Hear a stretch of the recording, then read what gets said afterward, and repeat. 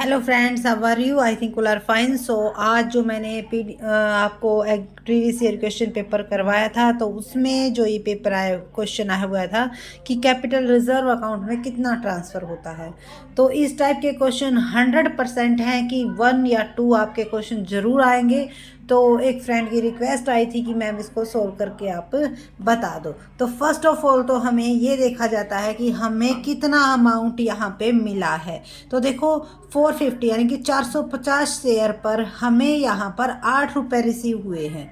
ठीक है, नहीं 8 रुपये तो कोल्ड अप हैं। कितने रुपए रिसीव हुए हैं? 6 वाज पेड। तो कितने रुपए रिसीव हुए हैं? 6 रुपये रिसीव हुए हैं। और उनमें से भी 1 रुपीज़ किसका है? शेयर कैपिटल का है। यानी कि हमें अगर एक्चुअल में, क्योंकि अगर शेयर प्रीमियम के पैसे मिलते हैं तो उनको हम नहीं देखते, क्योंकि शेयर प्रीमियम का जो अमाउंट है वो शेयर प्रीमियम में ही डाल दिया जाता है।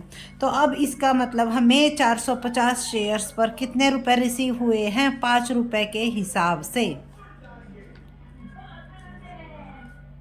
2250 रुपये हमें रिसीव हुए हैं।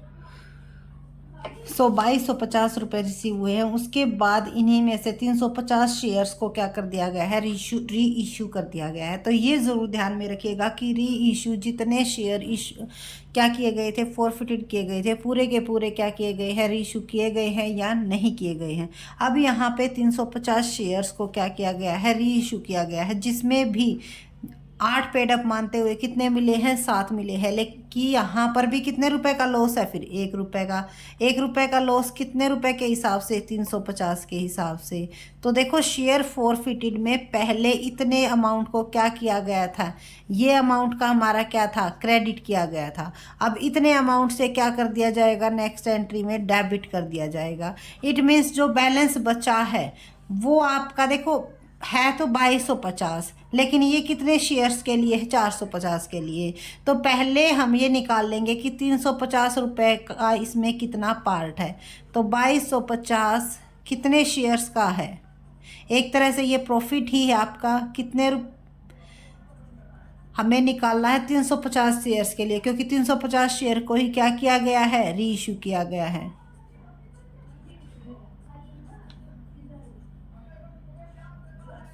तो कितने हो गए? 1250 रुपये हो गए।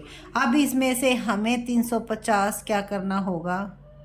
सॉरी एक मिनट, 175 1750 रुपये हो गए। और 350 रुपये का यहाँ पे लॉस हो गया है। क्यों लॉस हो गया? क्योंकि 8 पेड करने थे, लेकिन क्या किए गए हैं? 7 पेड माने गए हैं। इट मीन्स हमारा जो कैपिटल रिजर्व में है वो कितने अमाउंट ट्रांसफ़र होंगे? 1450 रुपये हमारे किस में ट्रांसफ़र हो जाएंगे? कैपिटल रिजर्व में ट्रांसफ़र हो जाएंगे। तो फर्स्ट ऑफ ऑल हमें ये ध्यान रखना है कि कितने रुपए रिसीव हुए हैं। अगर प्रीमियम के अंदर इसके अंदर ऐड हैं तो उसको घटा लेना है। उसके बाद कितने शेयर्स को री इशू किया गया है, री इशू जितना किया गया है उसका कितना पार्ट इसके अंदर ऐड है। फिर उसके बाद जो प्रॉफिट है या जो लॉस है, हमें लॉस कौन सा होगा? जितने रुपीज़ हमें जो री इशू शेयर किए गए होंगे उन पर हमें कम मिलेंगे। ठीक है, उसको हम क्या कर देंगे? माइनस कर देंगे। तो कैपिटल रिजर्व में हम सिर्फ वही अमाउंट ट्रांसफ़र करेंगे जो कि हमने जो शेयर री इशू किए गए हैं उन पर जो प्रॉफिट हुआ है। तो आई थिंक आपको कंफर्म हो गया होगा कि कैपिटल रिजर्व में कितना अमाउंट ट्रांसफ़र करना है। यहाँ पर हमें एंट्री करने की कोई रिक्वायरमेंट नहीं है, सिर्फ और सिर्फ हमें अमाउंट ही देखना है। So thank you so much. Video अच्छी लगी तो लाइक कीजिए, चैनल को सब्सक्राइब कीजिए, और अगर क्वेश्चन में कहीं पे भी डाउट है तो आप कमेंट कीजिए। Thank you.